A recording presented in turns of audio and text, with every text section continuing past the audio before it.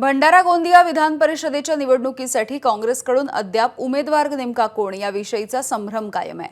अजूनही काँग्रेसने उमेदवारीची घोषणा केलेली नाहीये।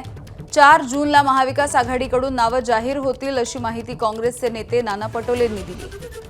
काँग्रेसकडून माजी आमदार दिलीप बनसोड हे मुख्य उमेदवार असल्याची माहिती मिळते, तर प्रफुल्ल अग्रवाल आणि नरेश ईश्वरकर यांचे नामनिर्देशन फॉर्म दाखल करण्याची माहिती नाना पटोलेंनी दिली।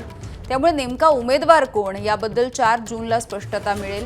मात्र अर्ज भरण्यासाठी केवळ काही वेळ उरलेला आहे, म्हणजे अगदी 15 ते 20 मिनिटे उरलेली आहेत।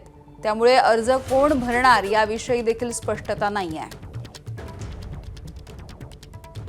आमदार दिलीप बनसोड हे आमचे काँग्रेसचे या ठिकाणी उमेदवार आहेत आणि प्रफुल्ल अग्रवाल आणि नरेश ईश्वरकर हे त्याला सपोर्टमध्ये फॉर्म भरणार आहे।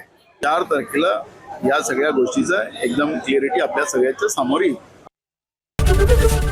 एबीपी माझा, उघडा डोळे बघा नीट।